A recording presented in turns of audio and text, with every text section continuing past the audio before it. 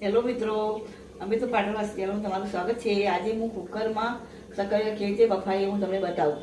Cooker લીધું, એની અંદર મેં તળિયે થોડું ઘી લગાવી દીધું છે અને એની અંદર હું આ સક્કરિયા ગોઠવી દઈશ.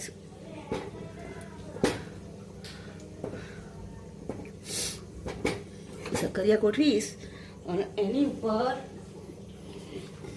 હું એકદમ આ ભીનો ટુવાલ કરેલો પર રાખી દઈશ અને પછી હું એનો કુકરનું ઢાંકણ બંધ કરી અને એકદમ ધીમા ગેસે એને હું થવા દઈશ. મિનિટ થવા દઈશ પછી હું તમને બતાવું. ધીમા ગેસથી થયું છે, ઢાંકણ ખોલું હું. આ ગરમ છે એને કશાકથી લઈ પડશે.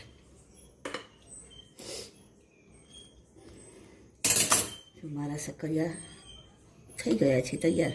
એની અંદર થોડું ઘી ગ્રેસ કર્યું અને એની અંદર હું હવે જે સક્કરિયા હતા બફાયા હતા એને કટ કરી અને હવે તે ફ્રાય કરીશ.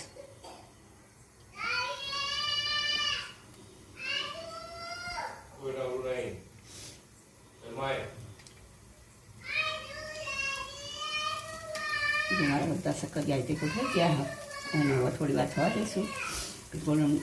થોડોક એનો આવે પછી એનો હું પલટાઈશ.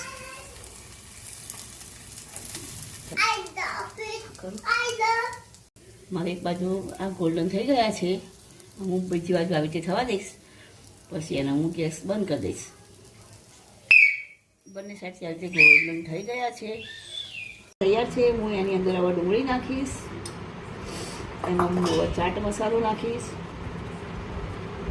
મીઠું નાખીશ, થોડું ધાણા જીરું નાખીશ અને થોડું મરચું નાખીશ. પછી એની અંદર હું આ લીંબુ નીચોવી દઈશ એટલે એનો સ્વાદ સરસ થઈ જશે. ખટ્ટો મીઠો કરી નાખ્યું છે. અમારો ચાટ તૈયાર છે. કેવો ટેસ્ટી લાગે છે? સરસ, એકદમ ખટ્ટો મીઠો લાગે છે.